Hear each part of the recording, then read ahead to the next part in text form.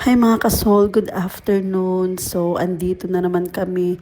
Nagmi-meeting kasi may pabibisitahan ako sa kanila doon sa Manggawang District. Kasi one of my followers, nag-request po siya na kung pwede mabisitahan po yung mama niya sa Manggawang. Actually, last 2 weeks pa to nag-request sa akin. Pero nga, since busy po yung mga team ko, kaya nag-adjust po kami sa oras.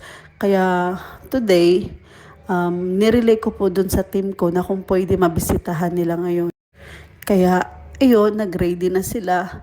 You know, in just 5 minutes, naka-ready na sila, ando na sa church, kung saan yung meeting place nila para bilhin yung gamit na dadalhin nila doon sa bibisitahan nila doon sa Manggawang. Kaya, ganyan po ka-active po yung mga Soul Harvesters team basta para kay Lord.